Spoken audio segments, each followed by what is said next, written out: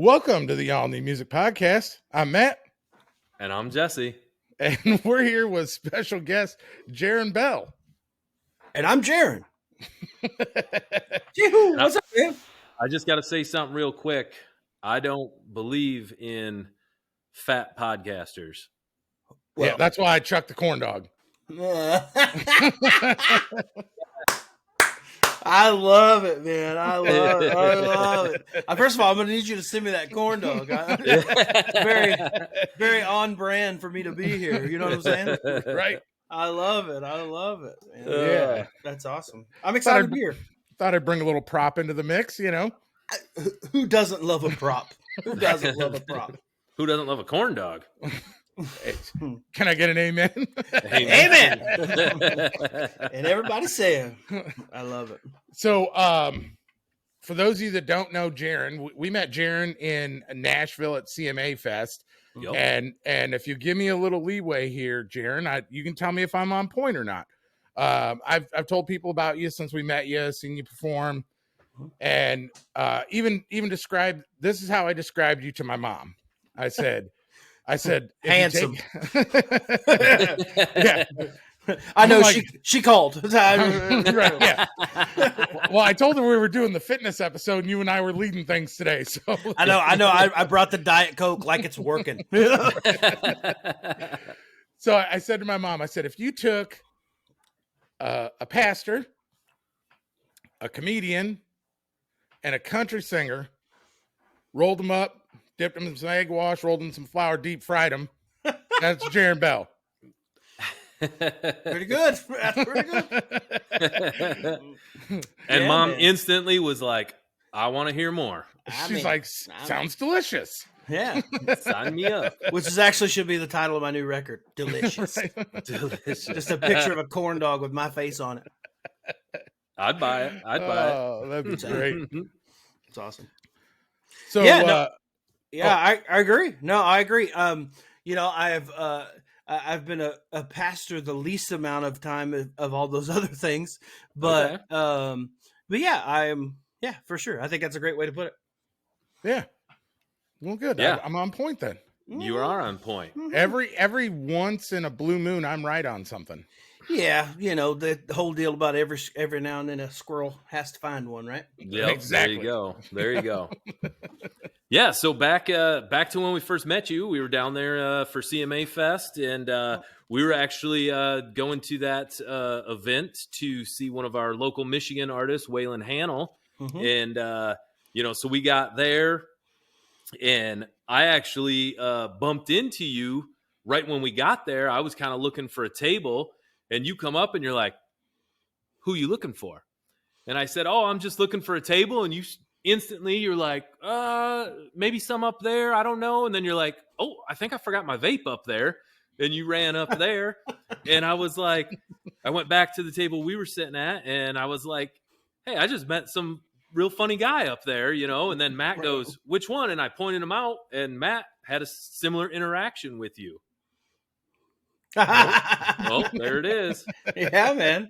More props. I brought my rolling pin. Dude, I don't know if anybody's ever met Matt that watched the podcast in person, but he literally, I turned around and there was all of that man with this big rolling thing, and he was like, "Hi." I was like, "Whoa." He's like, look at this fat guy about to make some biscuits at a concert. Well, and that's the thing. We both look like a before and after picture of some biscuits. You know what I mean? Like you've had a couple and I've had a lot. That's just what we do. Yeah, I've ate a lot of biscuits in my day. Mm-hmm. Yeah. Mm-hmm. Yeah. So fast forward. So Matt's like, I just bumped into that guy too. And he told me that story about that. And I was like, that's a funny guy, And then like 2 artists later, all of a sudden we're like, wait, he's on stage. He's a performer. And we're like, this is crazy. And we told the wives and our buddies and stuff. We're like, we just met that guy and now you're performing. And then you opened your mouth on stage. And like, I think everyone at our table, what was there, like 7 or 8 of us? Yeah. Every one of them go, What is this happening? What just happened here? I appreciate that, man. But no, yeah, man. You know, the funny thing is, I play that song at the beginning of my set for a reason, because I think it's funny that, you know, people kind of meet me and I kind of have this high, beep, beep, Yeah, and that's kind of my yeah. personality most of the time. But then the funny thing is then I get up there and I love, you know, because I've always said forever that I'm an entertainer first and I'm a musician second. Yeah. That's just kind of always been my thing. And so that moment of, well, I gotta keep going. Obviously, that's not what I was saying. I'm just saying. But for the people listening, they're like, that was not that impressive. But no, when I cut it loose, it's always nice to get the oh man. Oh yeah. Well, Nice. if you could see our table, we were kind of in the back, but that's how every one of us was going. Like, wow, did that just where happen? did this come from? So what song was that you sang? Because I mean, we had a few drinks that night, and we were like so like dumbfounded that like I was trying to like figure it out. I've been listening to the Spotify and everything, and I was trying to figure out what song that was. Yeah, I've never recorded that song. It's an original tune that I wrote. It's never been recorded. Okay. It's a song. So it's a song called "Man of the Night," and I had this idea of a song, and I just like this. I literally, so when it started, I used to do at sound checks. I used to just kind of jam on an E chord, and I would say the wildest things at sound check. I'd be like, good Lord, I need some Chipotle, whatever it might be, you know? And it was crazy. And then literally one night we were at a show and I went, well, I gotta keep going like a runaway train, a whistle keep blowing, keep wrecking my brain. And then I said, it seems these days I can't understand every single woman wanted a straight-laced man. And I don't know. And it just kept building from there. Next question. Yeah. Why in the world haven't you recorded it? Yeah. Yeah. That's a, solid point. Solid point. And it's so funny when I play venues and it's like, if it's a day show or something, the song's called Man of the Night. And I'm always like, I was man of the night. And then I go, or 4 p.m., whatever. Yeah.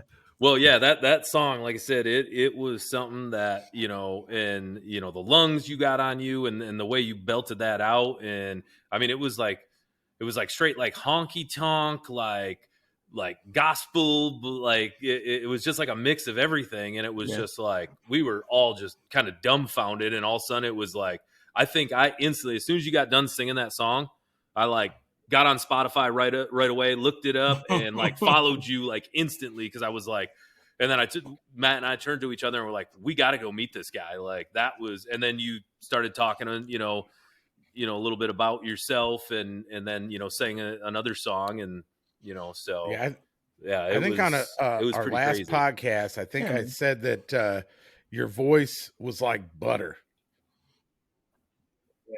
It was, I appreciate that, man. Yeah. And I think one of the things with my vocal, man, is I have when I started singing, man, I started singing in choir in school. Like I didn't learn how to play guitar till I was 19. Like I'm a late bloomer, and I still don't play it that well, It's like, are we in G? No, we're in G. Okay, that's capo 4, right? I would never consider myself I would never in a billion years ever call myself a guitar player. But you know what, man? I listened to so much different music when I was younger, because like, I'm open and transparent, and I think that like I hate when musicians do this. They get on podcasts and they do this, and the answer is like, hey, what are your influences? What do you listen to? And it's like, they go, it feels like the answer is supposed to be Waylon, and that's what everybody says. Uh-huh. And the truth is, and again, I love Waylon. Who doesn't? How do you not love Merle Haggard? It's great. Right. It's the best, right? How do you not love it? But the truth is, man, I graduated high school in 2006, man. I loved John Mayer, and I thought Rascal Flatts was the coolest thing that ever happened. And I liked Rascal Flatts, and I listened to NSYNC, and I listened to, and my mom loved country music, but my dad, to this day, my dad hates country music. My dad does not like country music. Like, I grew up, and what's funny is, my parents separated when I was like 6. And so, like, at my mom's house, it'd be like Garth Brooks. And at my dad's house, it was a Steve Miller Band. Okay. At my mom's house, it was George Strait. At my dad's house, it was Stone Temple Pilots. Like, it was different. It just so I like, with my voice, I really feel, I feel very blessed to have the vocal that I do have. And it is, it's loud. It's loud, and there's a lot to it. And I'm very, lucky that there's a lot of power to it. And man. And so when I play shows and when I sing, I'm just cutting it loose, man. I'm just cutting it loose and letting it go, Well, it sounds great. So keep cutting it loose, because like I said, we were pretty blown away with it. And we've actually been looking forward to doing a podcast with you for quite some time. I've been stoked about it. Yeah. So it's something that, the wife and I, like, we, just everything that you do, as far as, like you said, you're an entertainer. Like, I mean, you had us laughing up there. You had us, halfway crying. You had us, just really just getting into the music and everything like that. And so it was it was very cool to see you perform that. And we actually look forward to seeing you perform hopefully in the near future again here soon. Yeah, Right. Me too. So, I know you had mentioned that Rascal Flatts was, big in your music history. And that's funny because I don't know if you remember or not, we were messaging one day, you sent me a song, and instantly I was like, dude, that gives me big Rascal Flatts vibes. Like I do remember you saying that. Voice is incredible. And I think that you're right to an extent with artists that, like, I got to say Johnny Cash or Waylon or Merle or whatever.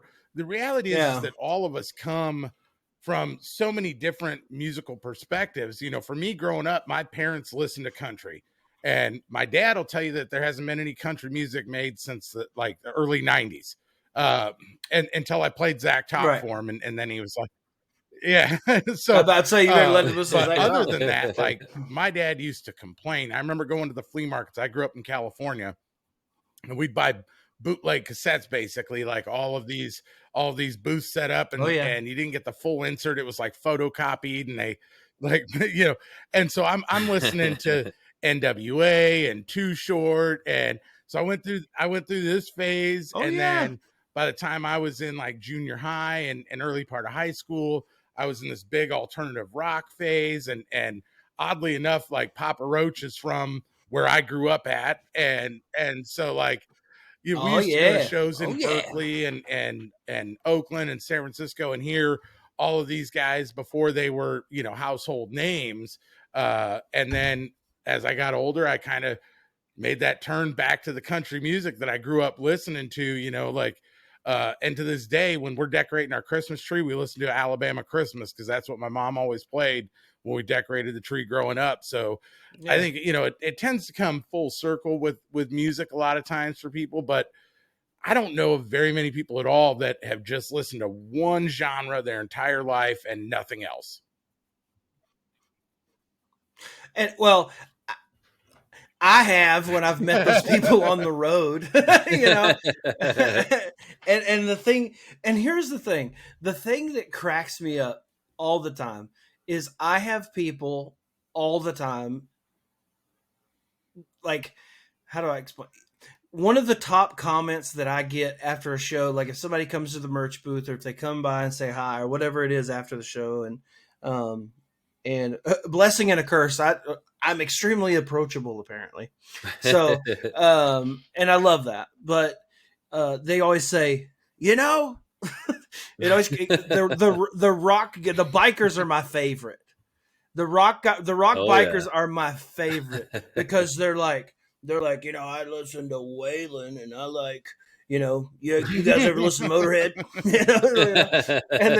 But then they come to my show, and they come up and they go, it really wasn't my thing. Pretty kick-ass, man. And it's like, all right, brother, because, and I think music has changed. Like, we talk about genres, but like, there's also stuff that like there's country music that's old that kicks it. You guys listen to the band The Band? Yeah. Dude, there's nothing as cool as Down on Cripple Creek. She sends me if I spring a leak. She sends me. Come on, man. That's awesome. How do you can't, but if that song was made in 1997 instead of 74, it would have sounded like da da da da da. It's just this. It's the same song. It's just different technology, different sounds, different. I love all that stuff. Yeah, absolutely. Well, and having such a wide range of stuff that you listen to, I think that's great when artists have that, because I think it gives you a better range as far as your vocals and everything, to where you can kind of, like Matt said, that was very Rascal Flatts, or it's more just honky tonk, or more towards the gospel side of it. Just having that range of music in your repertoire and having those different influences that you did listen to all that music, I think it just makes you a more well-rounded artist yourself. Yeah, I think one of the things that I pride myself on is you can come to my show, and I had there's this old timer that I met one time, and he said, man, if you can make them laugh, make them cry, and make them feel like they had a great time, you did your job. Yeah. And I live by that. And like, that's the thing. I mean, if you come to my show, I'm going to play, my original stuff, and I'm going to, and my faith is very important to me. So I'm going to do some faith-based stuff with stories with it. And I do get an emotional response pretty often from people. And, but then also I'm going to play Blues Traveler. Like, you know what I mean? Yeah. Like I'm going to play Blues Traveler. I'm going to, I have a bit about how I'm like, guys, I wrote a brand new song and I think this is going to be a huge hit for me. I know you've never heard it, but it's going to be awesome. And then I go, when the sun goes down on my, and so like, we're just having a people good are time. looking around like, I swear I've heard that before. Yeah. I've heard that. Why does this sound so familiar? This is going to be a big hit. And then I go, my favorite part of that bit is I go, the sun goes down on my side of town. I go, that lonesome feeling comes to my door, and the whole world turns. And I go, what color y'all think it was? I'll go blue. I go, see, it's catchy. Yeah.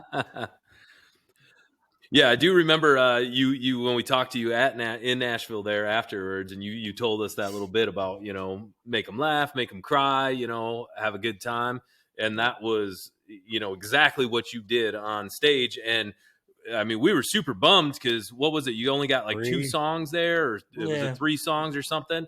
And I'm like, encore, like keep it going. So but yeah, and that short amount of time, like it was enough to where it was like, okay, he accomplished all 3 of those things in such a short period of time, like so. Yeah, it was that was a fun night. We had a crazy week there that week, but there was another story you told us that night about last Halloween, and we still talk about that regularly.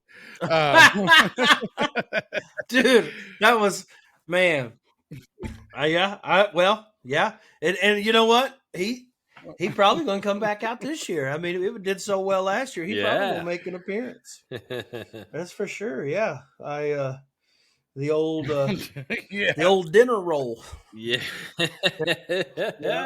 Yeah.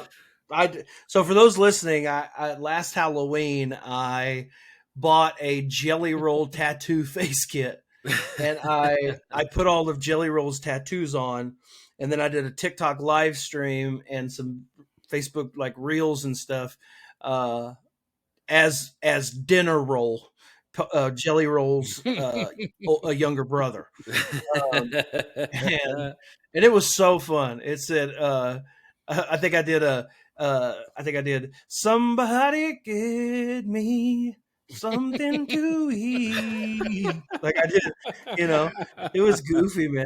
And Yes. and then the best was, I mean, it went crazy and people loved it. But the comments were the best. Oh, Like, I bet. and that's the thing, man. I tell people all the time.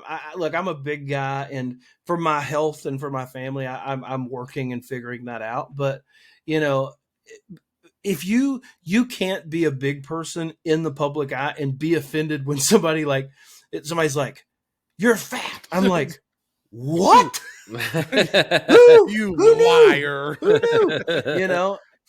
But like some of the, like, if thinking about it now, some of the best comments were, I had one person say, called me sushi roll.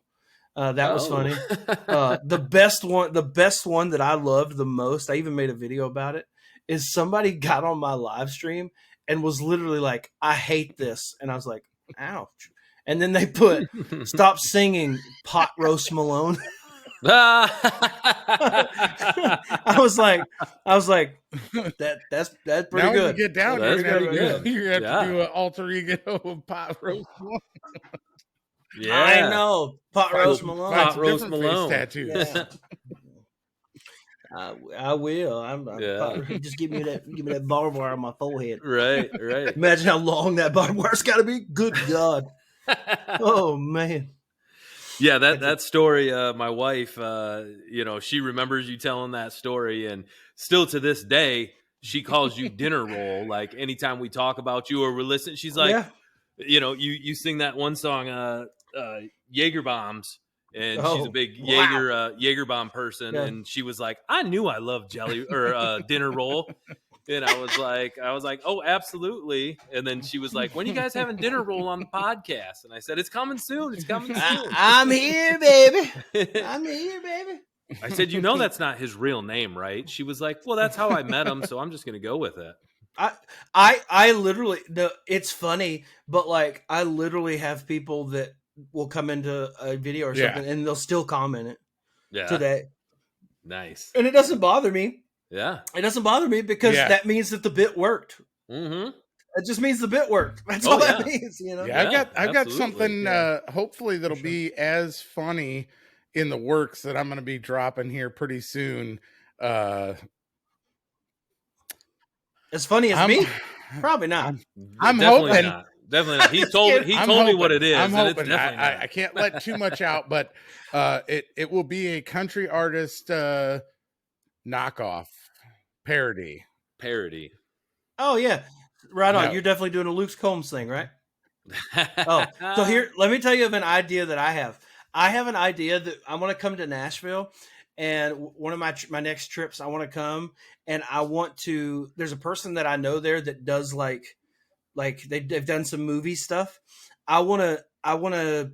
I hate wearing contacts, but I want to wear some contacts, and I want to get a little beard done, and I want to dress up like Luke Combs, but I want to get like a couple security guys, and I'm going to walk down Broadway. Yes. And I have somebody film it, like have a film crew with me. Yes. And then like I'm going to pop into sign up one of the bars and get up and be like, I think it so would be I tried hilarious. to get Jesse to do that a couple years ago. He dressed up as Hardy for Halloween and got rid of the gray. Yeah. Let me see if I can find it real quick and just show you a picture of it.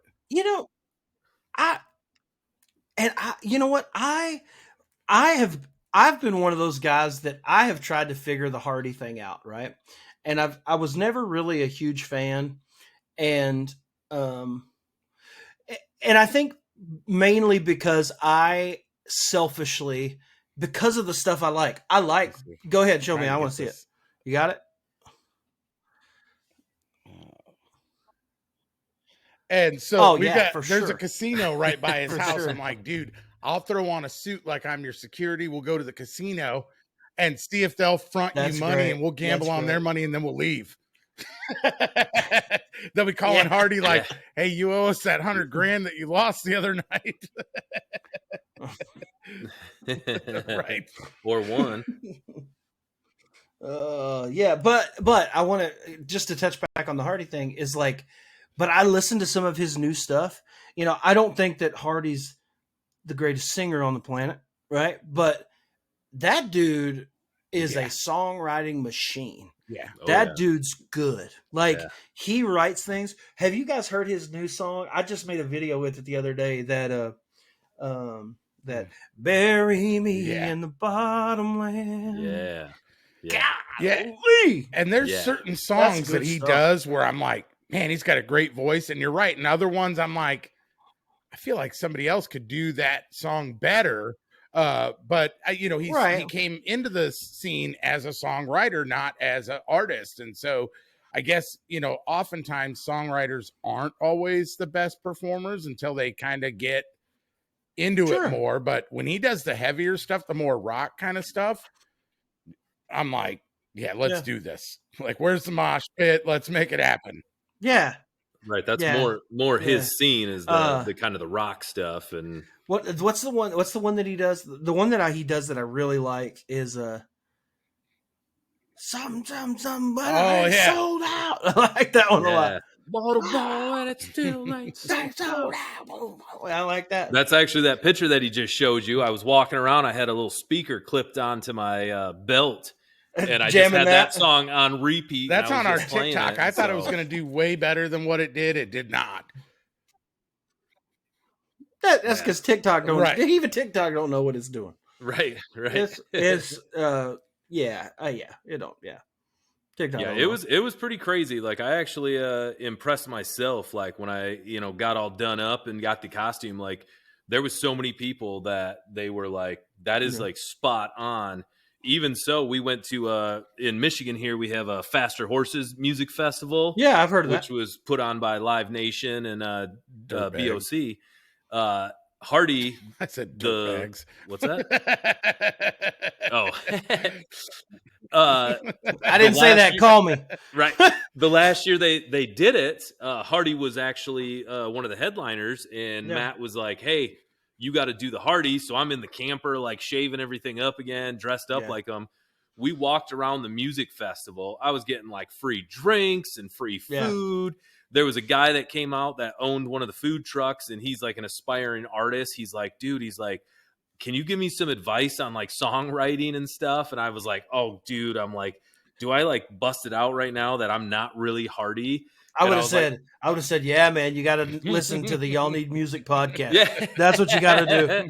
That's the only way I made it. Right. I should have done that. I just came up and I'm like, oh, you just got to write from your heart, real life experience, follow your heart. And I was like, don't sell out. Don't sell out. Right. So, funny. I gave some pretty good advice. I had a few cocktails in me, but I do remember that it was pretty good advice that I gave, but I did feel bad, but. Yeah, the cocktails always tend to make you more of a scholar, Yeah. That's right. I love it. The two of us are like geniuses oftentimes. That's right. We think we can sing, but we're not even close. Yeah. Well, to be fair, everybody can sing. Not worth listening to. Just, it's like, what key are we in? I got my keys right here. Yes.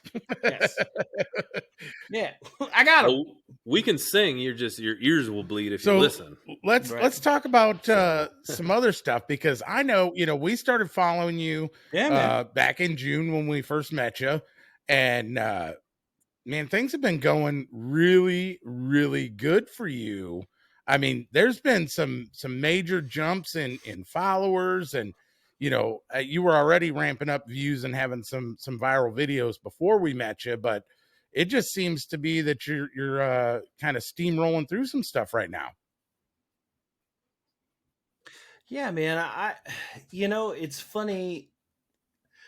It's funny when I guarantee you every artist has done this. Every artist has typed into the YouTube search bar how to grow on social media or how to grow on whatever, and the problem is every creator that has one of those pages, they all say the same thing. They all go, consistency really matters. And you're like, yeah, but that sucks. That advice sucks. That's not what I wanted to hear. But I mean, that's really it, man. The truth is just been able to do it. And you know what, man, for me, I feel like one of the biggest blessings that I've had is just I am in a place right now where I I think I know exactly who I am as an artist right now.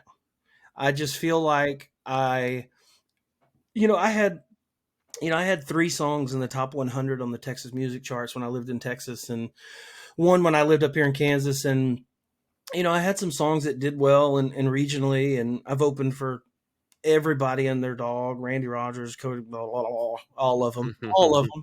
Spent some time on the road with Cody Johnson before he became a huge star. Still love his band. His guitar player played on one of my last releases that I had out, and Oh, nice. so there, I've had that. But the truth is people would come and see my show, and they would be like, and they would have the experience that you guys had, right? They'd be like, dude, that guy can sing his rear end off, but he's hilarious and he's so much fun.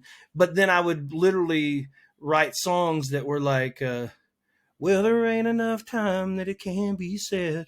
Sitting cross-legged, I'm lying on the bed. I'm missing you. And it's like, that's great. That song went to number 25 on the Texas music charts, but it's like also completely the opposite of who I am as a human being, you know?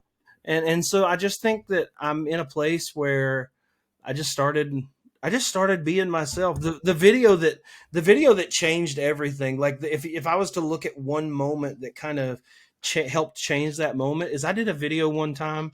I was driving in my car and I saw a video of Dave Ramsey came on my phone. And Dave Ramsey literally goes, I met people that have met $30,000 a year, and I've also met people that met $130,000 a year. And I just did a stitch, and I was just driving, and I did a stitch, and it cut to me, and I go, I met a guy one time that had a wooden foot. That's it. That's all I said. I just go, I met a guy one time that had a wooden foot. That's a true story.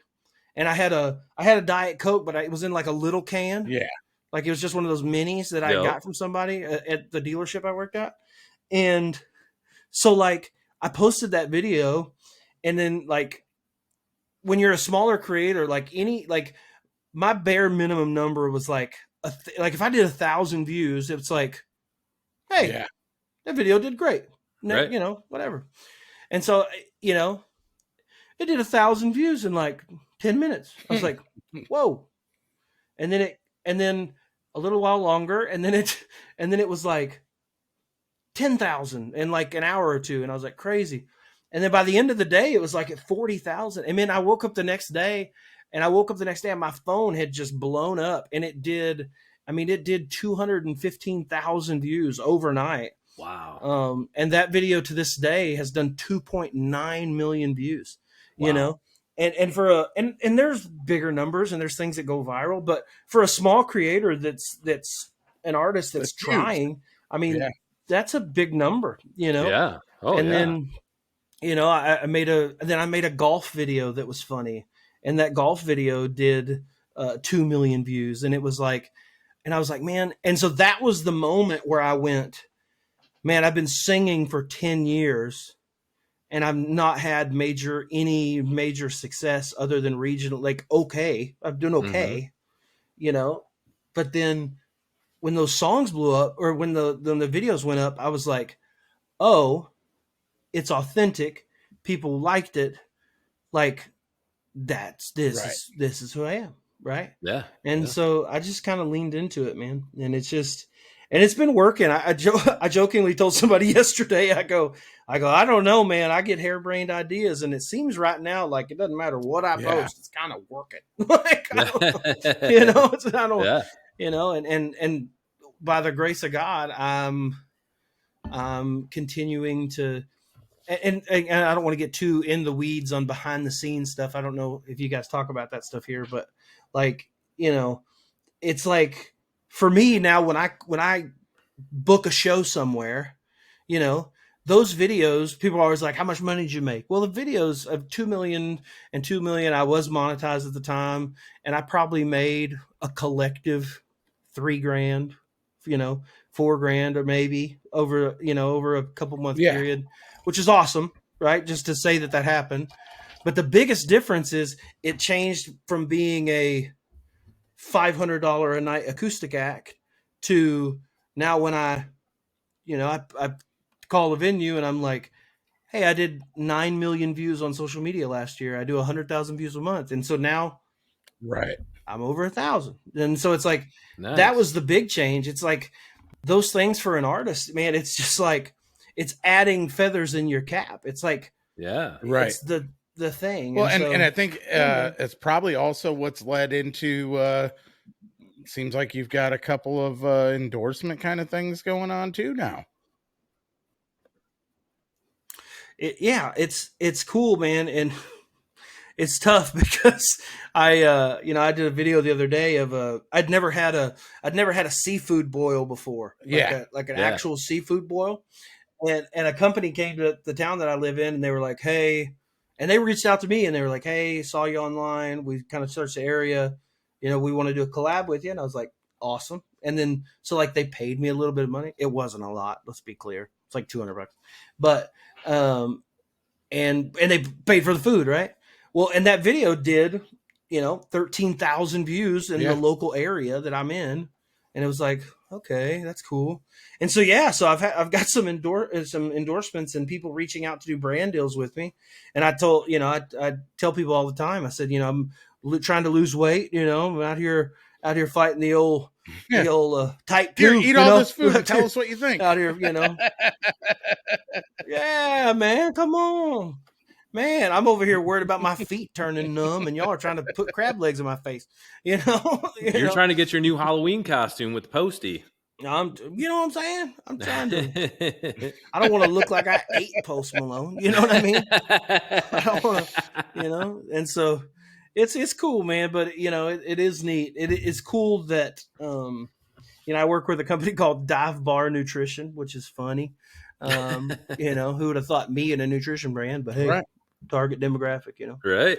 And but yeah, it's really cool, man. It's just cool to see them, for them to reach out and that's also such a weird. It's weird. It's so weird. Like if we're being honest with each other, like it's so weird that people would be like, "Hey, people watch you talk about eating things. Will you eat some of the things that I make?" It's like, yes, I would be happy to. You're gonna pay me to eat? I've been doing this for years for free. Yeah. Right. What? Right. What? Sign me up. Dude.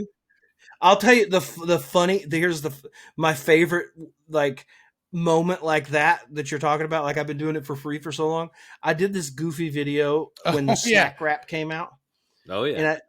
And I did this video of I did one where I did the Moana song and I'm crawling in my yard. I'm like, I have crossed the horizon to find you, and all this stuff. But then on one of my videos, on TikTok, the McDonald's branded account with the blue check mark literally put a laughing face in my comments. I was nice. like, hey, nice. Hit me up. Yeah, call me. Hey man, I got a body built by McDoubles. Y'all hook me up. Yeah, right. Yeah, that's cool though. Yeah.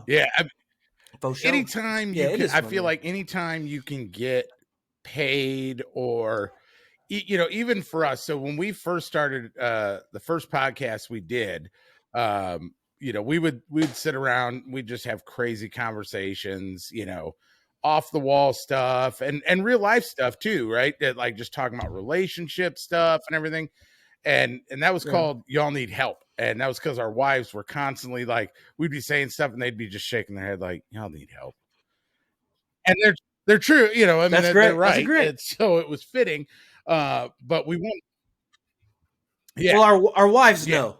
Our wives know. And we wanted to be able to talk to artists and stuff like that. And I'm not going to throw the guy under the bus, but we met an artist. It was we'll do I'll do the podcast.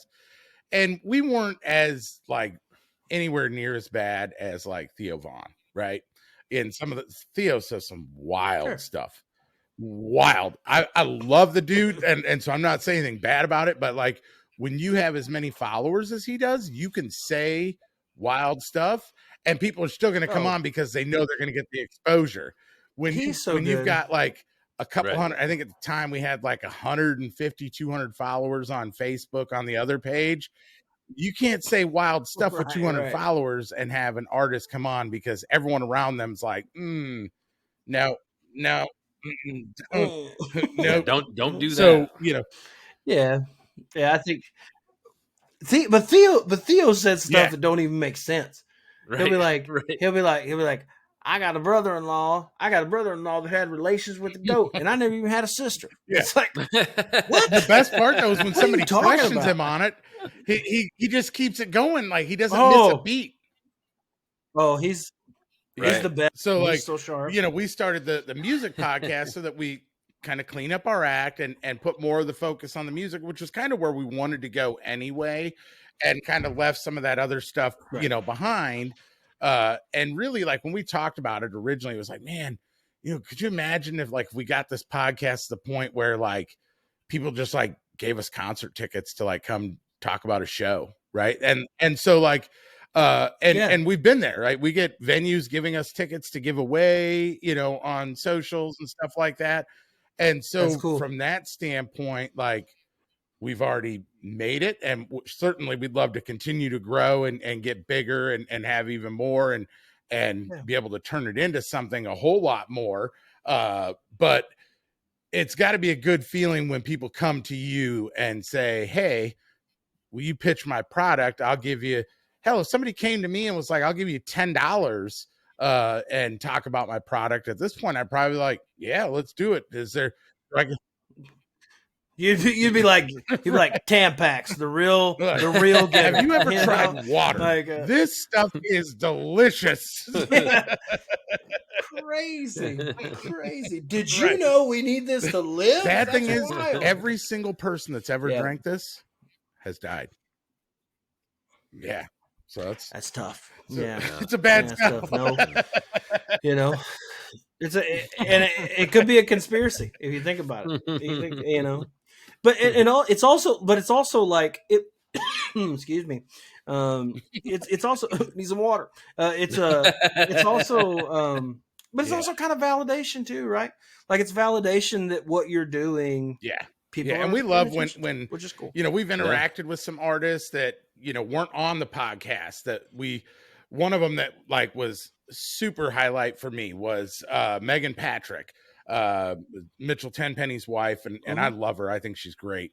And we did this episode on Next Women of Country, which she is for 2025, and threw out this clip from that episode, and she commented on it, hearted it, added it to her story, which was awesome. Like, doesn't get a whole lot better than that. Yeah, that's cool. Till you run into her. And I met her at CMA Fest, and she's like, you look really familiar.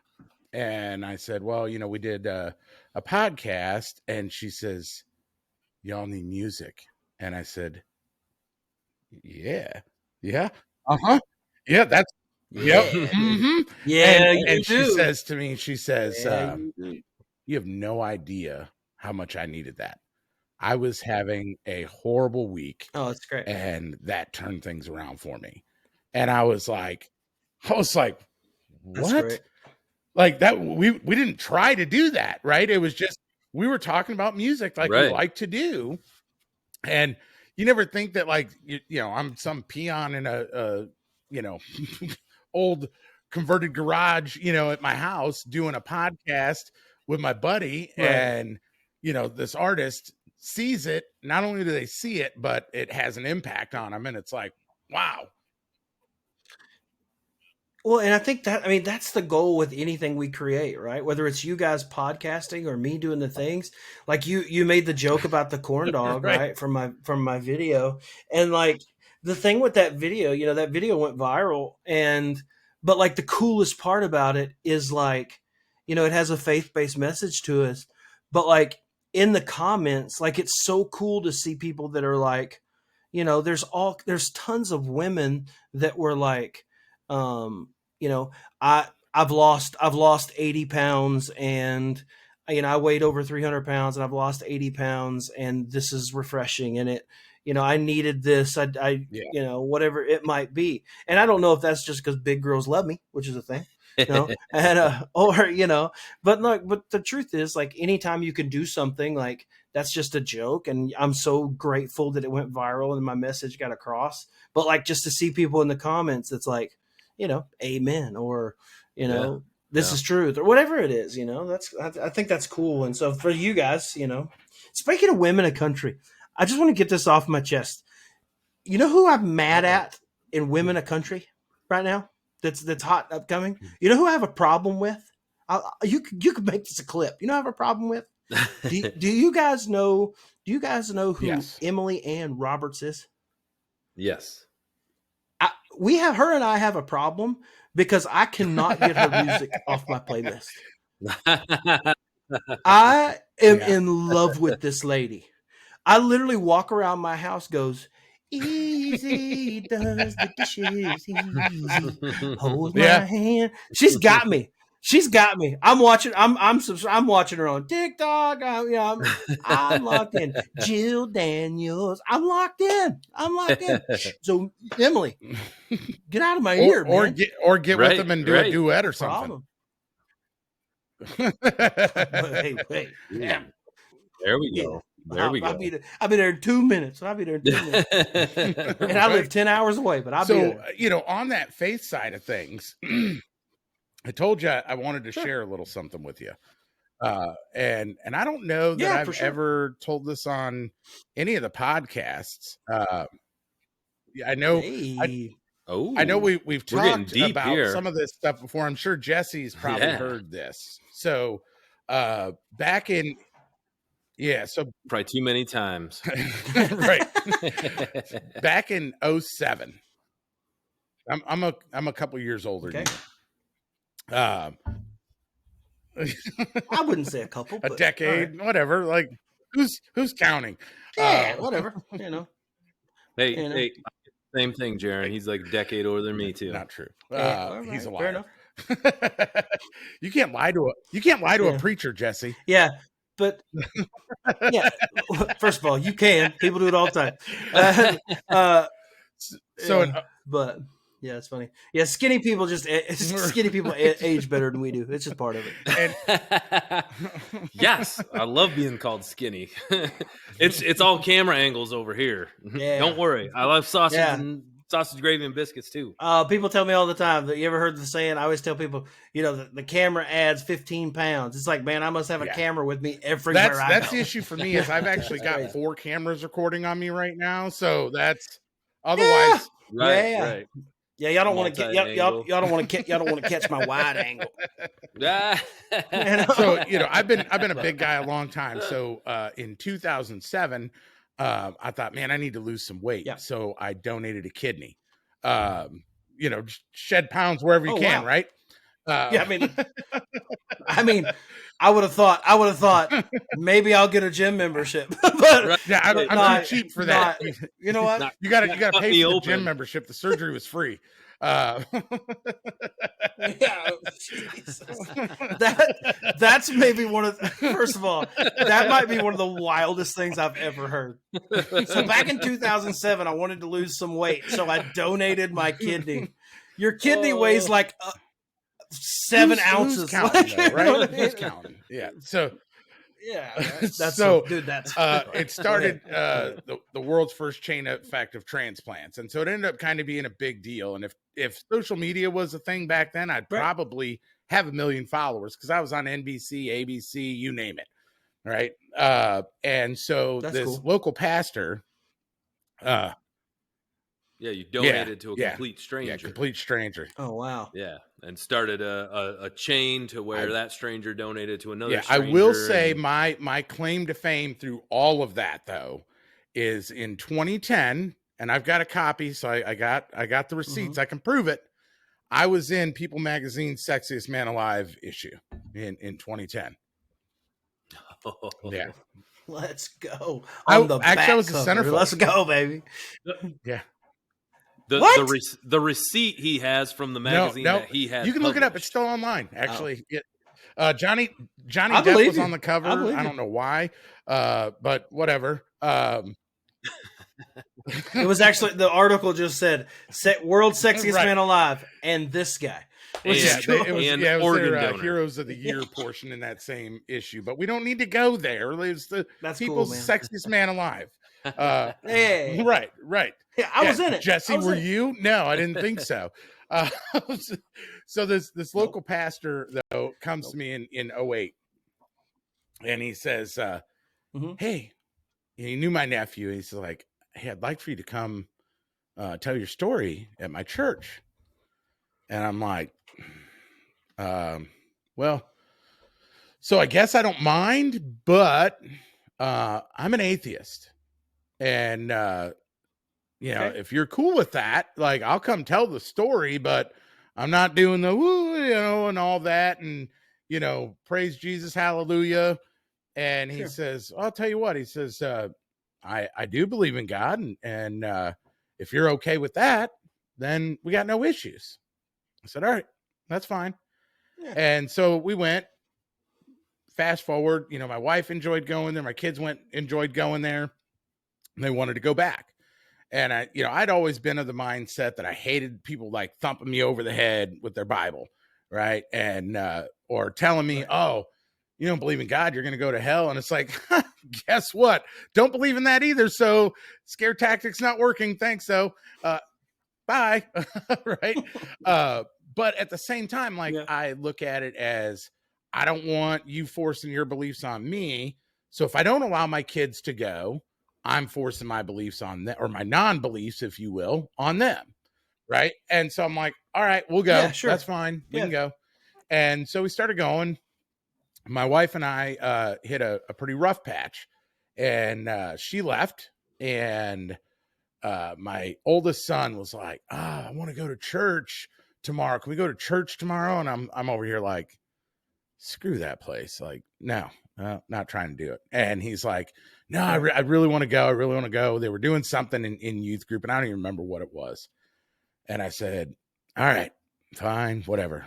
And so I opted to sit in the front row that day, only because I just wanted everyone behind me. It wasn't that I wanted to be up front for anything else other than I didn't want to interact with people.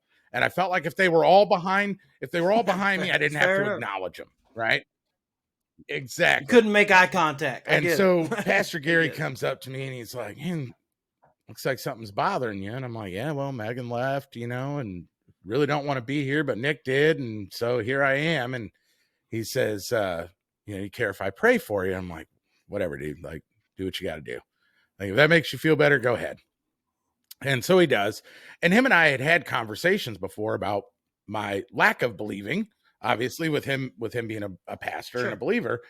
And I'd always said, like, here's the way I look at it. I don't believe in the whole evolution thing. Like, there wasn't like monkeys, and all of a sudden one day here we are, like, ta-da. That makes absolutely no sense, because if that was the case, how come no other monkeys have turned into people? Right? It just stopped happening all of a sudden. Valid. And so I'm always like a prove it to me kind of thing. My mom says it's because I was born in Missouri, the show me state, and it's like, show me. If you can't show me, it didn't happen. And maybe that's the truth. I don't know. But I was like, if there's a God, right, and God can create all of this, mountains and trees and oceans and all of this, and create us, right? Surely he can say, hey, Matt. Right? I mean, that's you could if you can create a mountain, and oceans, a whole world, you got to be able to say, hi, Matt. And I told him, like, you ever says hi, Matt? Like, cool, I'll believe. Right? So I'm leaving church that day, and we're driving home, and all of a sudden, it was kind of overcast, and the sun is literally shining in the windshield of my car. And as clear as I'm talking to you right now, in a voice I've never heard, I audibly hear, it's going to be okay. That was it. Nothing else. Nothing else. Come on. I instantly felt warm. And the only thing I can attribute it to, or like compare it to, is if you've ever had surgery and they're giving you the anesthesia before you go out, you kind of feel that like go all through your body. It was like that. Yeah. And I'm like, to my son, I'm like, did you hear that? And he's like, hear what? I'm like, you didn't just hear that. I didn't hear nothing. I'm like, you did not hear it's going to be okay. Come on. I pulled my car over, shaking. Like, yeah, what just happened? What just happened? Mm-hmm. Get my phone, call him up, get his voicemail. Gary, I need you to call me. This is wild. Like, call me. Hang up. Yeah. Get my self collected, drive the rest of the way home. And I'm like,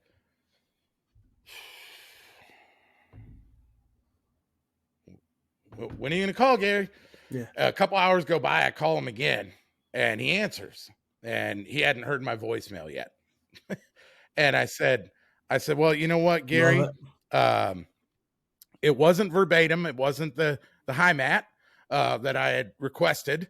But there's no doubt in my mind that God spoke to me as clear as I'm talking to you. And I'm a man of my word.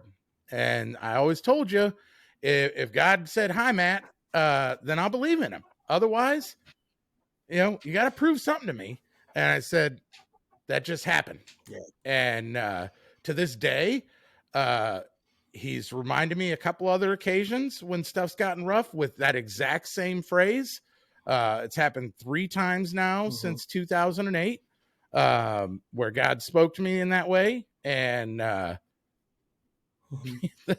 to me, there's no denying it. So I don't really care what other people say, and I don't really care what people's past is. And I think that you mentioned that you haven't been a pastor that long. You kind of came to that late after some of the other stuff, and I don't think any of that matters. I think that in most cases, and maybe this is me being slightly judgmental, so I apologize if that's the case, I believe that people that come to Jesus a little bit later actually have a little better perspective than people that are born into it, raised in it, and kind of have had that their whole life. Because I feel like I have the ability to talk to people differently than people that have been raised in the church and that's all they know. And so they're quick to throw out those lines. Well, you don't believe in God, you're going to go to hell. And it's like, no, you're not. You can be saved at any point. You could be on your deathbed and be saved. You don't got to be saved when you're 2, 3, 5, 10, 12. I was 29 years old when I was saved. And, am I a sinner? Absolutely. Still, always will be.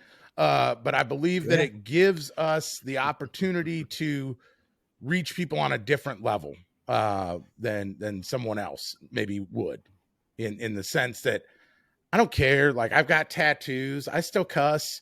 I'm not this perfect image of what people think Christianity is supposed to be. But I'm going to love you where you're at. And that's actually what we're called to do. Yep. Man. Come on. Uh-oh. Come on. This is the for this segment of the show. Welcome to the Y'all Need Jesus podcast. But you know what, man? Here's the thing. It's so funny that you say that. So I will tell you. First of all, the moment of the explaining, not before you go into anesthesia, that feeling, that overwhelmedness. I mean, that literally is an interaction with the Holy Spirit, man. That's literally what that is. That's literally what that is. And it's so powerful. I got goosebumps now thinking about it. But, a couple of my favorite scriptures, one of them is Jesus says, those that knock at the door will be answered. Those that ask the questions will be given the answers, right? And it also, like, people forget that, because people, there's scriptures that say, don't do not mock our God. Do not challenge the Lord our God. It says those things, but it also says if you come to God in a way of like, hey, Lord, I'm trying to figure it out. Like what's going on? If you knock at the door will be open. I a couple years ago, the big change for me, our story is very similar, more than you know. And I was on stage. I can remember this like it was yesterday. I haven't heard it again since. I've got two instances like that, but I was on stage. We were out on tour with the Eli Young Band.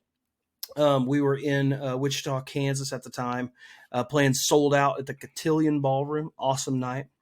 And I was on stage and we were playing, and I was, one of those nights as a musician when everything's working, like everybody's on, everybody in the band's on, everything's working. It's just, everybody's on, and we're playing, and I've got a beer in my thing, and I'm doing it, and I'm, saying shit, this or that or whatever. Somebody said, hell yeah. That was a big thing that I used to do. And I stepped back towards the drummer and went into a guitar solo. Guitar player played, and he's playing, and I'm standing there, and without missing a beat, without anybody, I literally felt like somebody walked up beside me. Like I just felt that, like a presence beside me. And it literally went, this isn't what the gifts are for. That was it. And I turned, and I thought it was like my tour manager. Like I thought he came up to say, like, don't give out t-shirts or whatever it was. Like I turned, right. and he was down stage facing the other way talking to somebody. And it was like, and I looked, and I mean, it freaked me out. And so I just started chasing after that, man. And I just think that it's, and then I kept searching, and I kept chasing after it. And, I love that you said, you feel like you have a different way that you come about it, and people, you can reach people in a different way. I think that's, in my opinion, that's my message, man. That's what I say. I mean, that's my story. I mean, my story is, I traveled and played music and chased women and shacked up with girls in Austin, Texas that I promised to call back that I never did. We don't have his number if you see this. And was it? No.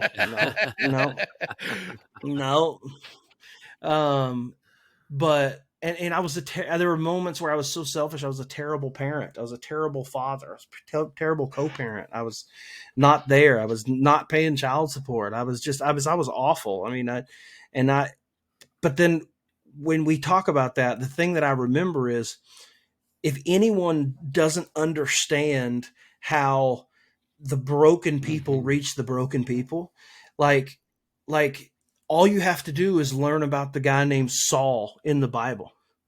All you have to do is learn about a guy named Saul, who literally walked around, helped put Christians to death. He left the Jewish faith, was what you would call at that time, I wouldn't call him an atheist at the time, but he was he was Jewish, but he also like was actively, it says I forget the scripture. I literally used it this last weekend. That's funny why you brought that up.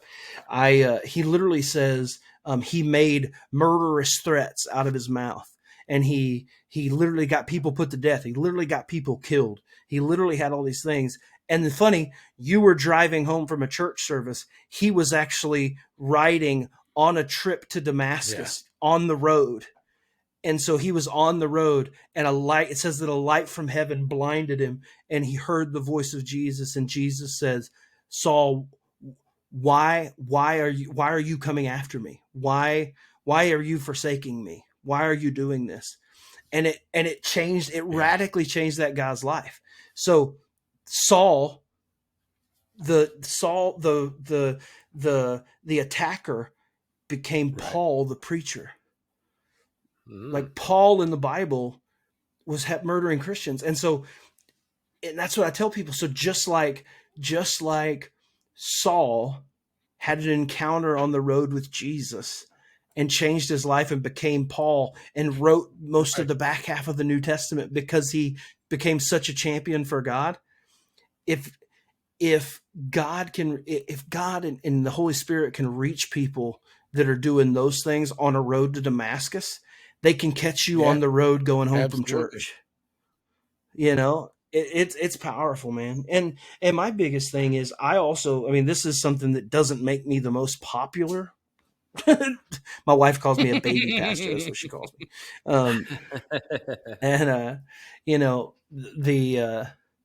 The most, it doesn't make me popular, but I tell people all the time, and I stand by this. It's one of the forks of the foundations of my ministry is, we let church traditions get in the way of a relationship with Jesus. So more people have, I always like to say that more people in the church have hurt people than God ever did. And he pressed Control Alt Delete on the earth twice. You know what I mean?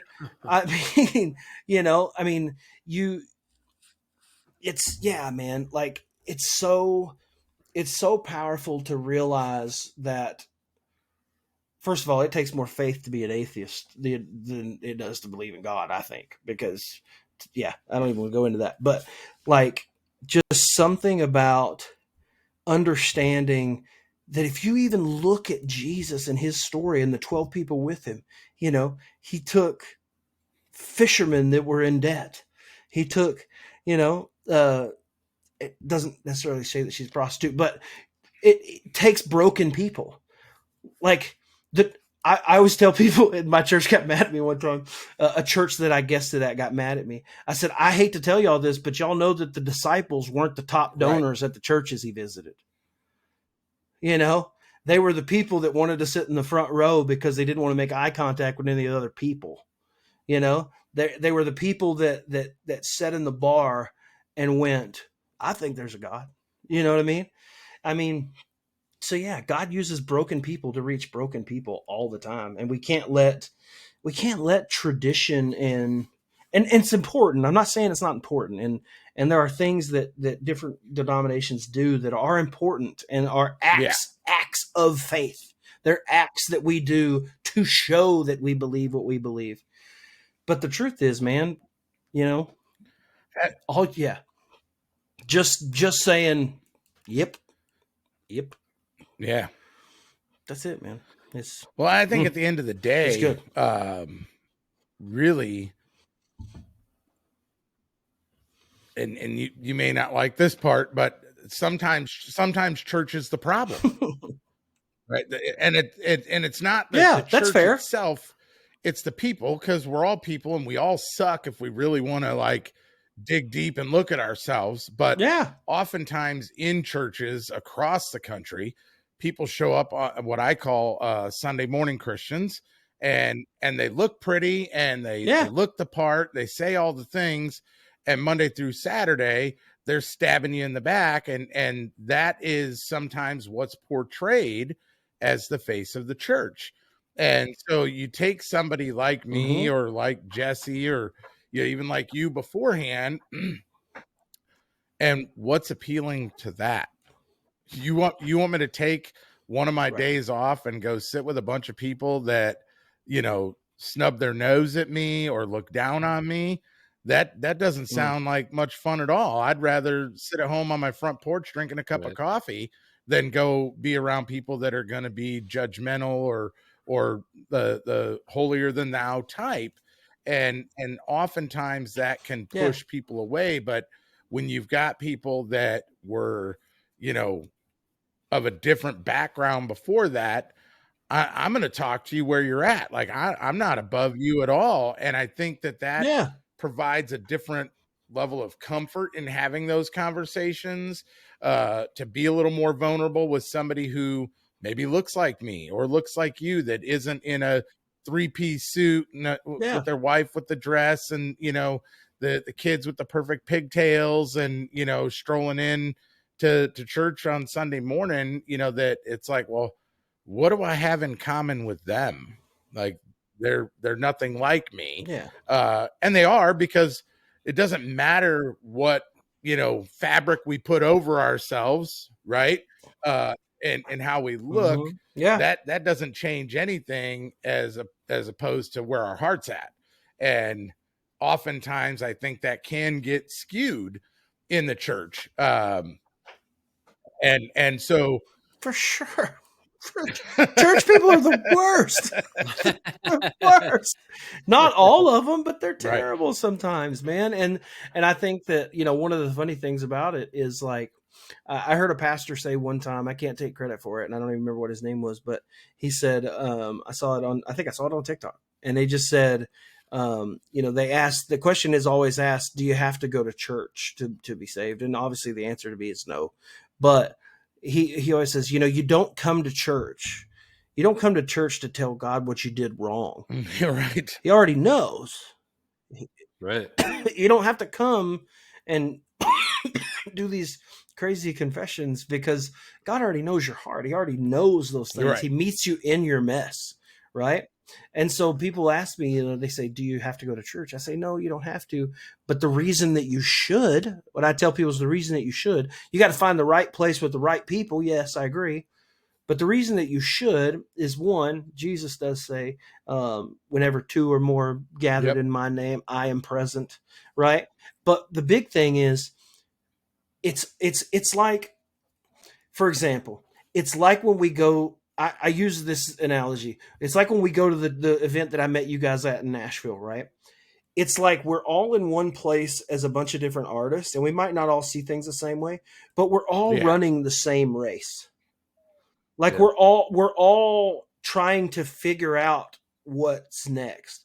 So in our spiritual lives, we're all dealing with temptation and brokenness and lying and manipulation and mistakes and our past and our futures and our money and our things. We're all dealing with that. So if you can get into a place where all those people are dealing with that, but we're all running the same race. So it's good to have people in your life that are running the same race. It helps. Right? It helps. I always say that it helps fuel your tank. You just got to make sure you don't go somewhere and get some bad gas. That's it. That's the greatest analogy. There you go. That is a great analogy. That's a great analogy. That is stolen. You can use that for $3.22. You got it.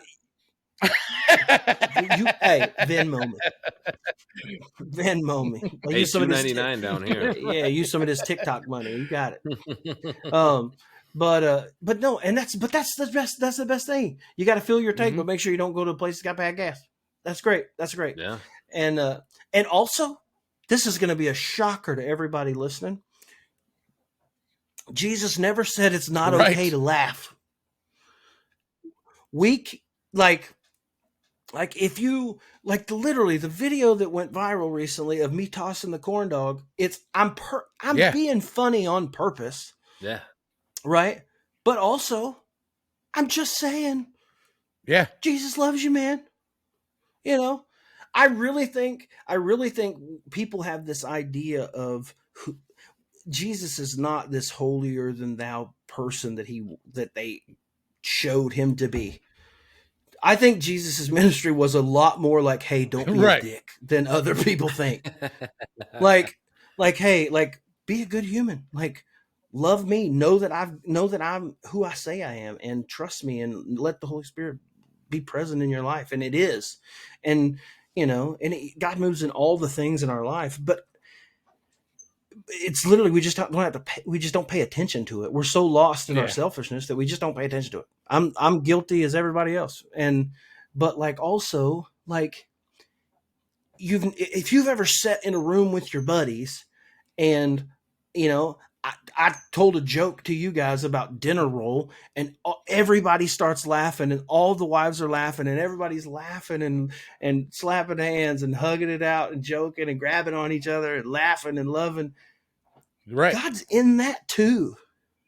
It's in that. It's okay to laugh. And because, I don't know if y'all know this or not, but a lot of times being a human sucks.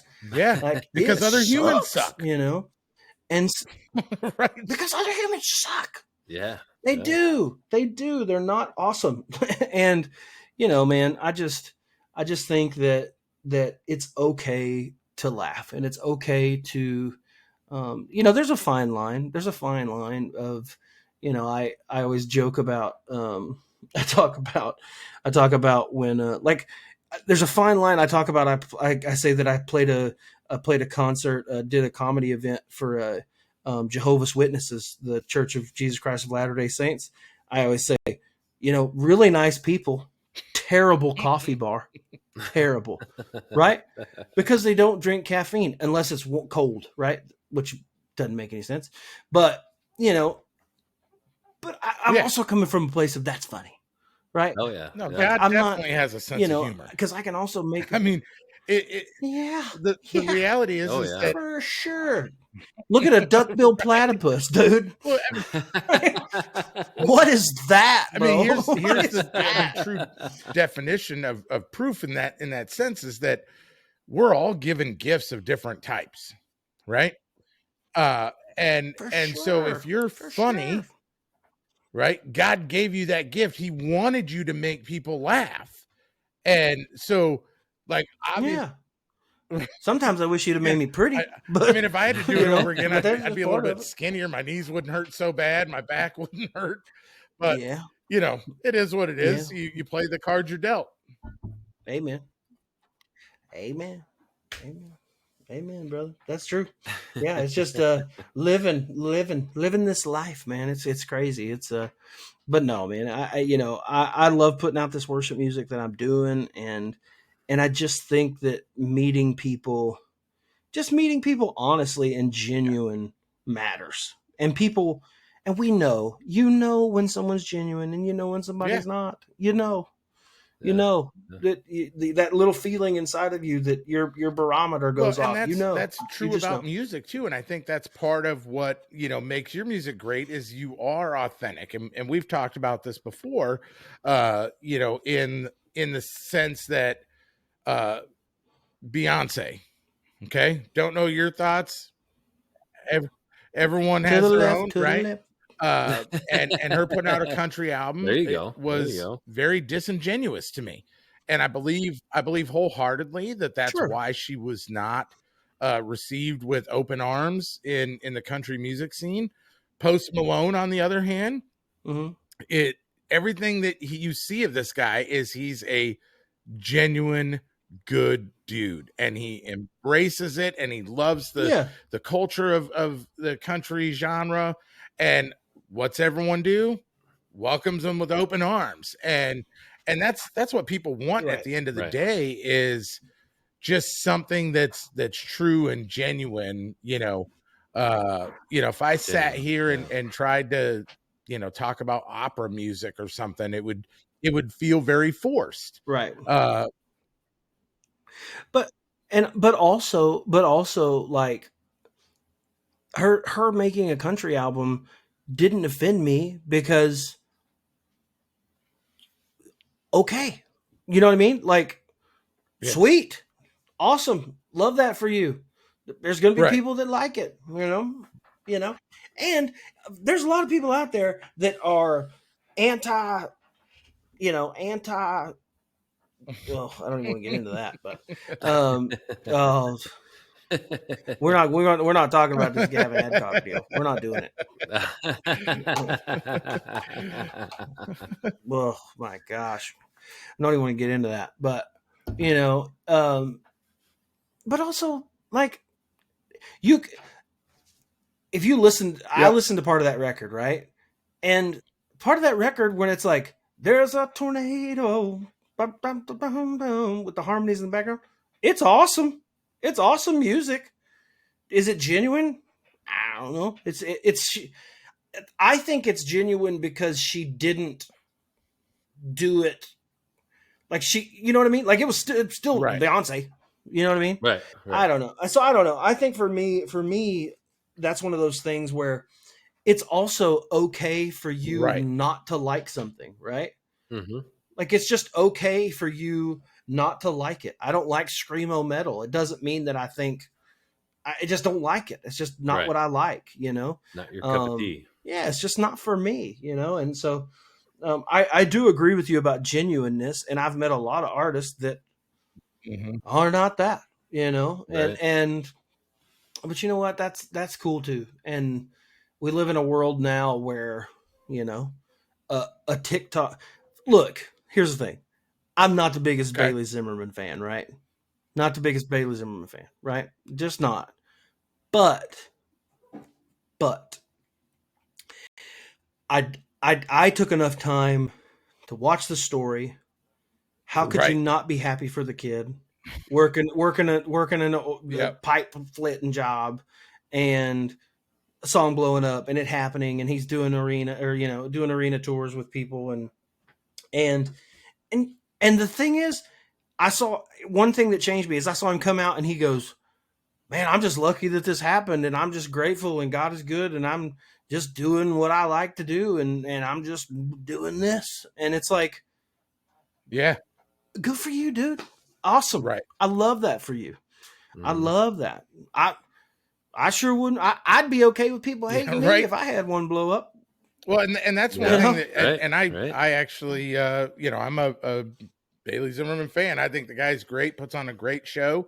But again, one of the things that I Oh, love he's about entertaining. him is he does come across in that genuine way, and he's appreciative of the fact that he's got Yeah. this opportunity that he's been given, and definitely feels blessed by it. Where some artists, like, they blow up and it's like then their ego takes off and they think that there's Blows up something with them. super special. I remember, oh God, it's been 10 years ago probably, at Faster Horses, and Justin Moore was playing, and Mm-hmm. he wasn't as big as he is now, and he come out, it was, No, yeah, he's no, always been yeah, that he's hype. definitely been that high. Yeah. Wait, So I wouldn't say as big as he is. he I'd say as literally little as he is. walks out the runway, and people are singing back to him, and he dropped to his knees, and he took his hat off and kind of covered his face, and he just sat there. Yeah. And when he got back up and kind of put his hat back on, he was rubbing his eyes, and you could tell that he had this hugely emotional moment of people singing his music back to him. And like, he gets done and he's like, "Man, y'all have no idea how much this means to me." And I'm sitting here like, "No, I actually do. You just showed me 100% who you are as a man, and that Yeah. Right. you were willing to be vulnerable in that moment and just like show your appreciation for what you've got." Yeah. Yeah. And I love his music, by the way. He's incredible. But there's something about being appreciative of, like, Bailey being appreciative that he won the lottery, you know, Yeah. and like, and getting to do that. I mean, that's the dream of anybody that does this, is being on a bus and doing the things. And Yeah. Do you know how much? Do you know of how much those course, buses how's cost? it not $25,000 a lot? month. A lot. Yeah. Crazy. Woo. Yeah. Yeah. Which is why I drive If a I Ford had Escape. $25,000 a month, I sure as hell ain't spending it on a bus.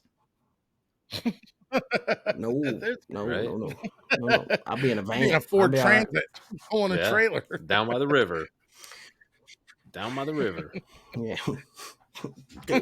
Smoking doobies. Oh man. So we got to wrap this up. You got stuff you got to do, so we don't want to take all your time, but you've got a new song out, Country Counseling. Mm-hmm. That was it's been in the last few weeks, hasn't it? Yeah, it's been out, Okay. I think, 3 weeks now. Yeah, it's been good, and I love that song, man. I had that song remastered, and I had Jake Mears, who's the lead guitar player for Cody Johnson's band, who's just a Nice. monster. He's a monster, and so I had him on that song and put it out. So, but I've got some new music coming. So I've got some new music that's done. That I've got my next release. Uh-oh. Hey boy, hey, Hey. you boys got one coming. Yeah. I got one coming. So I got a song called "In the Waves" that I'm so excited about, and it'll probably flop, and then the one that I don't like will do well. But but no, so I've got You new gotta get music that coming. midnight man out or whatever the track Yeah. was. That's, Yeah. oh yeah, I'm doing that. And so, and figuring it out, like I told somebody the other day, figuring out as I know who I am as an artist, but I also don't know, as I figured out who I am as an artist now, which includes me being a comedian and doing some comedy clubs, and it's just me, and I tell jokes and play songs and tell jokes and things. I also don't know how to do this as me as an artist now. So like this is the first time I've ever done it, right? And so somebody told me the other day, that's why I put country counseling out, because it's not a faith-based song. It's not anything like that. It's a country song. And, Yep. but you can also be, and you don't have to just be a Christian artist. You can be an artist that's a Christian, you can be both of those things. And like, we're working right now. One of the things I'm most excited about, we're working on, I've got like a 25-minute thing that's got some music and comedy into it. And so, Nice. it's going to be great. And I'm so excited about it. And, we're going to shoot that as like a comedy special. Okay. Yeah. And put that out as a, we've been in touch with our friends over at Dry Bar Comedy, which they do a lot of cool stuff. And so we're going to get that filmed and produced and pitch that over to them. And I do think that that's going to go well. I hope, but yeah, so it's just figuring out. Yeah. And I think the biggest thing is, like you guys said, you had a genuine reaction to seeing me play for the first time. And I think the thing that we're chasing right now is, I truly believe with everything that I am, if I just think trying to find more time to be in Nashville around people and in writer rounds and things like that, because I truly think I'm in a position, and I'm so blessed, and I don't want to come off as anything other than extremely grateful and as humble as possible as a musician can be. I just think we're in a place that I'm just trying to get more people to experience the thing that you experience. And if we can show that to them, if we can give them that experience, I do think this is going to continue to grow. And if we could get into Nashville and have the right person see what you guys saw, I think it's a thing. I think it's, well, I believe anybody that has a chance to see you live is going to be a fan. There's no way that they can't. So yeah, you definitely need to. Well, and I love that, because I believe that, but then the answer becomes, you got to get them. How do you get them to see it? Mm-hmm. It's tough. And so, yeah, for any artist out there, I'm the greatest opening act of all time. Like, I'd buy a ticket just based on that. It'll be so fun. And we're just gonna keep going, man, and we're gonna keep leaning on relationships that we know, and trusting God with timing. And the truth is, I live in Kansas. I don't live in Nashville, and I live in Kansas because I have a son that's 12 and a son that's 10. And I picked the reason I had to start 15 minutes, 20 minutes late on this podcast. I had to pick my son up for football practice. Oh yeah. So I still get to do, be dad but I'm full time playing music now, and I'm in a place where this is my job now. And yeah, man, I'm so grateful for what I have and just having a career at all. But I do think figuring out, it's tough, right? Because you have to figure out what's next, I tell people all the time, it's almost more stressful. Like when you start a band, or you're in a garage, or you're young, or you're playing some bars as a cover band, you want to make it, right? You want to do it. You want to make it. And so there comes a level of responsibility, and you get the stress of trying to do that. And I don't have any disrespect, because I was that guy for 10 years. I still am that guy sometimes. But also, there's also another level that's like, I've had a couple things go viral. Okay, well, that worked. this kind of really worked. Signed the distribution deal in Nashville. You know, got invited to some you know, and so it's almost more stressful now because you're like, okay, maybe this isn't crazy, you know? Right. It's not now for me. I'm in a place where it's not like I want to be a rock star, you know? It's like, oh, there's a shot that we can figure this out, you know? Right. And so that's stressful. It's stressful. That's why my comedy special that we're going to do, we hadn't told anybody. You heard it here first for the podcast. Yeah. I'm calling the comedy special "Blessed and Stressed," right? Nice. And so, you know, doing that, and yeah, man, just figuring it out, just going and trying to get, and that's the thing. I think when we get fans, we keep fans. I think when you know, if you see me at a show and you like it and you have a good time, and then you go to follow me on social media, you're gonna have fun. Like it's gonna be good, you know. So yeah, Matt sent me a couple videos today. I had followed you on Spotify and Facebook and stuff like that, and then he sent me your TikTok, which I'm not a TikToker myself, so I hardly am ever on TikTok. Mm-hmm.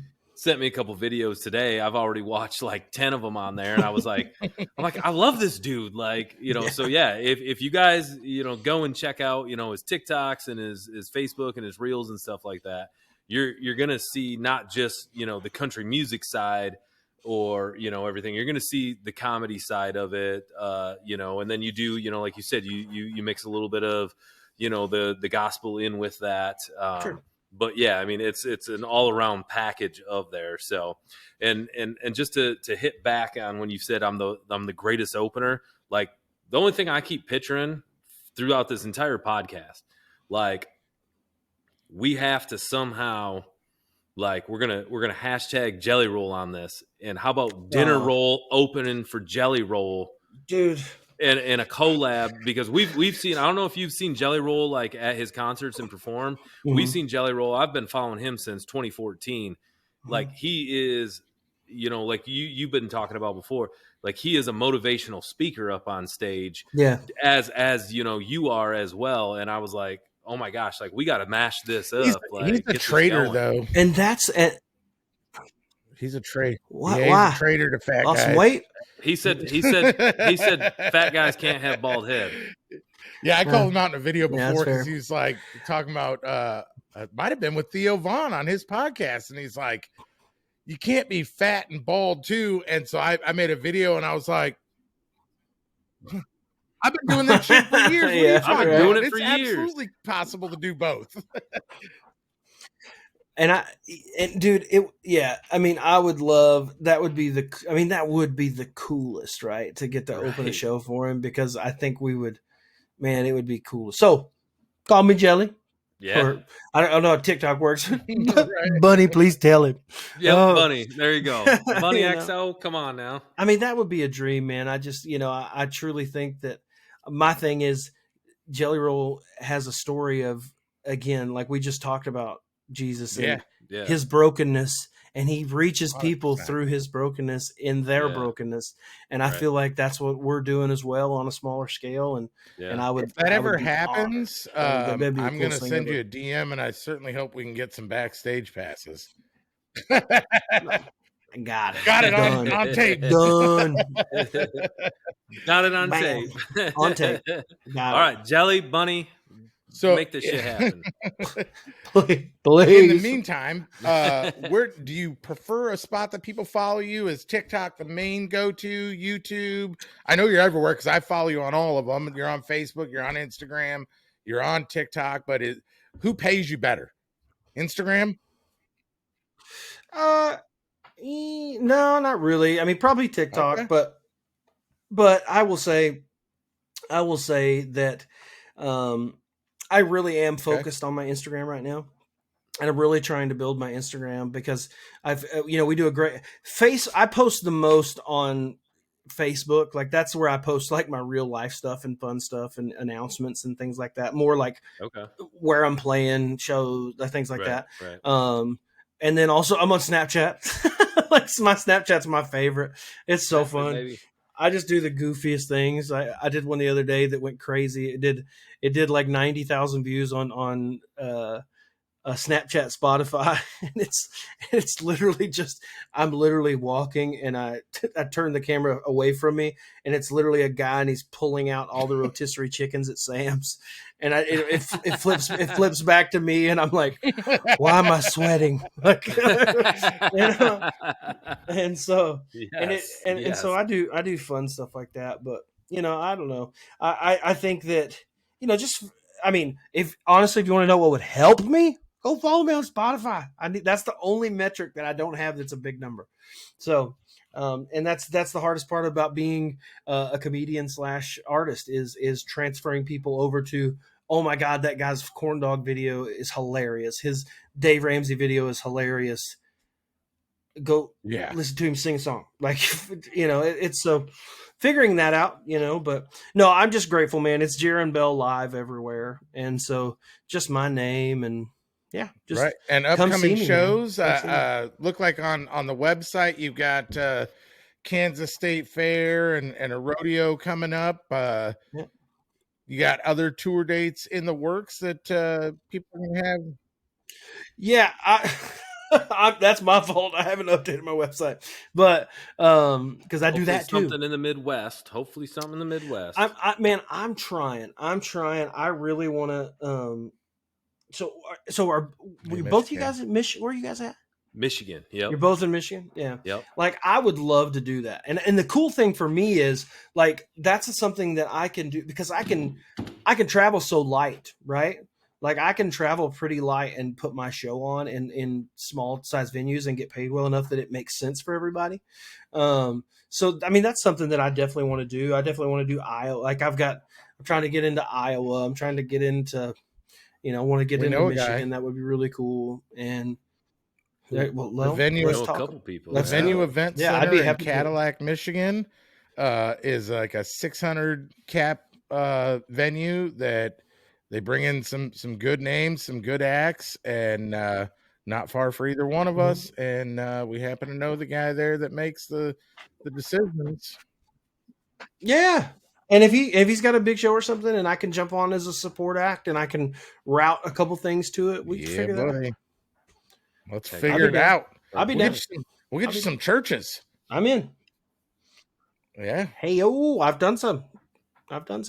Actually, the venue event center shares a parking lot with the church. Nice. Yeah, it's right behind it. Jesus, let's go. There you go.